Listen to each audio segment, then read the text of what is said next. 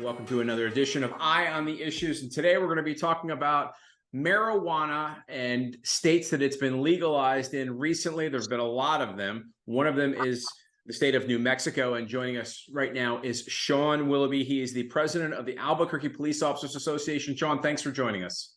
Thank you so much for allowing us to be a part of the conversation. I really appreciate it. Of course. Shaun, let's begin by talking about how things in New Mexico have changed since marijuana went from being illegal to legal. Well, I mean, low-level possession of marijuana is something that is not highly regulated in any state at this point in time, right? So I think it's a common misconception that, you have police officers that are just spending all their time tracking down marijuana users.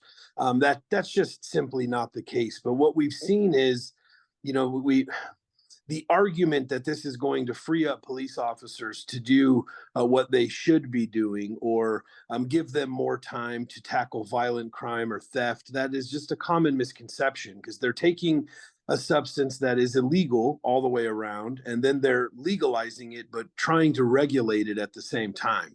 So, I mean, the biggest concern that I have as a 21-year police veteran in Albuquerque dealing with this is that we do not possess the science and technology to regulate marijuana like we do with alcohol. With alcohol, I can determine how much alcohol is in your blood that is irrefutable in court to convict an individual that is breaking the law. Well, marijuana is a completely different substance. So you have to have what's called a drug recognition expert, and you have to have a whole slew of them in your state if you think you're going to regulate drivers that are under the influence of marijuana. And I would be curious to know how many drug recognition officers are located in Wyoming, because this is not a quick process. In order to have a drug recognition police officer with that extensive training go through the hour-and-a-half long observation process to convict somebody that's illegally driving while under the influence of marijuana is just something that doesn't happen all the time. So I definitely don't think that our streets are any safer. And what they've done is they've created an illegal substance that now we have to use law enforcement technology and resources to regulate it. Is somebody growing it legally? Or are they growing it illegally? All of the popsicle stand distilleries that show up everywhere, all of that comes with an agency that has to regulate and license them. So, nobody is actually getting a pass or having less work with this process. And it's really not about marijuana. From a police standpoint, I think it's going to be far less impactful in our communities than alcohol has been since after Prohibition. But the reality is that the science has not caught up to the demand of the legalization of this substance, and we can't easily regulate it with the technology that's admissible in court without having to go through all these steps. So I guarantee you that we've had an influx of taxes that come in from marijuana, but that gets largely eaten up by the enforcement and regulation of this substance. So I think it's kind of a neutral. I know we're seeing a lot of younger kids that are experiencing with edibles. I don't and cannot for the life of me agree with things that look like Skittles and Starburst that have marijuana in them. They're directly marketed and related to kids utilizing this substance in kind of a covert manner. So I would definitely pay very close attention. If your state is looking to legalize this substance, do they really need to legalize it as an edible? Do we need, chocolate chip cookies and things that kids like laced with this substance? I would argue that no, we don't need that. For medical purposes, people that don't want to smoke or don't have the lungs to smoke, they need those kind of resources. But from a recreational standpoint, I just think that that's kind of ridiculous. I believe the first 12 months of annual sales since marijuana was legalized in the state of New Mexico, they're talking about it being a $300 million a year industry for the first year. for a state like New Mexico, which is not a super wealthy state, that's a lot of money in sales, wouldn't you say? Well, it is a lot of money, but I mean, I've been in law enforcement for 20 years in this state, and I'm not feeling the impact of that revenue to our state from a law enforcement standpoint. We're struggling to pay competitive wages in this state for law enforcement officers. We are understaffed in every single agency that we have, so we're not really reaping the benefits from a law enforcement standpoint for that $300 million of tax revenue. Yeah, and from a certain standpoint, that is how the pitch is made that I've seen in some other states. Oh, we're going to have a new stream of revenue. But let's go back and talk about the police officers and the training they need in order to recognize somebody that is under the influence of marijuana. Have some of your officers been training? Is there a training program for that? How has that played out? Well, we do there in the state of New Mexico. What they're called is DRE, drug recognition officers, and these are specially trained officers that observe twitches in the body, dilation of pupils. They go through a series of scientific tests to determine whether or not you are actually under the influence of this narcotic, what you're under the influence in, and how it inhibits your ability to use fine motor skills for driving. But the reality is that they're far and few in between. We have officers that are just struggling to take calls for service because we're understaffed. So, I mean, this added regulation of marijuana, I would say, is kind of it's kind of non-existent. Interesting. And so, in respect to, it's legalized for those 21 and older, I believe. What has the fallout been in respect to younger kids? Do you know in terms of high school age kids? Yeah, I've seen some numbers where drug violations are up for younger kids. well, we're definitely seeing an influx of this substance being used in schools. As you know, they put it in vaping pens. They have edibles now. They're taking it from their parents. I mean, ever since we legalized for medicinal purposes, kids were having access to this substance and they were bringing it to school.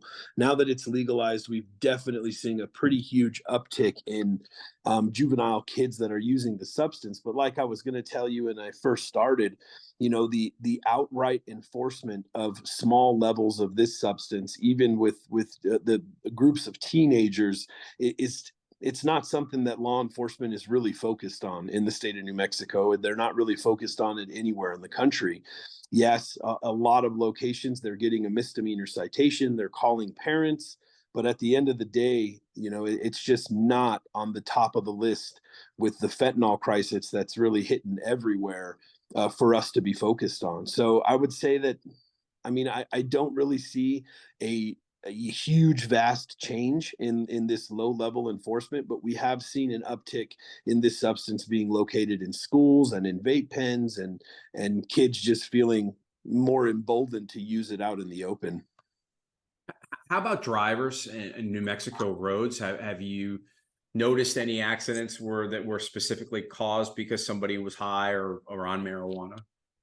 Well, I'm telling you, that's part of the biggest problem, right? I mean, in order to have that statistical data, and I'm sure that it exists, I can't think off my head of any specific case that I can refer you to where marijuana Right. was a contributing factor. But if you don't have the resources to enforce, if you don't have a whole team of drug recognition experts that are just focusing on this particular crime category, how would you know unless it was overtly obvious? So, I mean, that's part of the problem with this mode of transportation, with legalization of marijuana before the science can catch up, giving us the tools to regulate it more effectively. Because right now it's just going to go on the backs of police officers. And the truth is, it's not the most important crime. There's a lot more important stuff going on, no doubt about it. I get it. So let's, from a police standpoint and a legal standpoint, can you kind of describe, and now you've legalized marijuana in New Mexico. What if somebody just decriminalized it? What's the difference? It's the same thing. It's the same thing. I mean, it's a play with words for political positioning, but it's exactly the same damn thing. Okay. And so if you're talking to people in another state right now that have not legalized marijuana, you kind of gave painted a pretty good picture. Is there anything you want to add to that you think they should think about before making a decision? Well, I mean, in order to really make the decision, you kind of need to know where you're at right now. Like how much enforcement action is happening. Legalization of marijuana doesn't put the cartel out of business. You know, they can still produce the same product for less than we can in the United States. They're still making money by shipping marijuana all over this country. What are the real benefits? What are we going to do with those benefits? And where is the money going? And I mean, I would caution any state or community, it's really not a conversation about marijuana. Like I said earlier, I think that marijuana was far less impactful than alcohol is to all of our families, right? I mean, alcohol has been a contributing factor to domestic violence and tragedy since the beginning of time. It's not really the substance, it's how are we going to regulate it and how are we going to ensure that our motorists are safe, our kids that are learning how to drive are safe. How are we going to do this in an effective manner? It's more so about the plan and what they're going to resource to make that happen before they even consider legalization. Because in the state of New Mexico, that's what was lacking here. It was politicians, they want this new tax revenue and they have this increase and all these bright ideas of what they're going to do with all this extra money, not realizing that just to regulate a substance like that in a state is going to take a huge chunk of that money. I mean, I don't know the statistics, but I would be willing to bet you that there were several hundred, there are over $100 million to $150 million of state agencies just to regulate the law that they have for the legalization of marijuana. So most communities, most states, just like New Mexico, in my opinion, put the cart before the horse, and they really don't have a plan of how to deal with this substance and how we're going to resource our law enforcement agencies, not only to regulate the new law that legalizes the substance, but what resources are we giving to law enforcement to make sure that they can keep our roads and our communities safe as we go down this endeavor. Shaun, great advice. And I think the people of Wyoming need to pay attention to that. If you want to find out more about what's going on in New Mexico in terms of marijuana, just, share this with your friends. But Why Liberty, WYLiberty.org, if you want to find out a lot more about what's happening around the state of Wyoming. Shaun, thanks again. I really appreciate your time. Thank you so much. Have a great night. You too.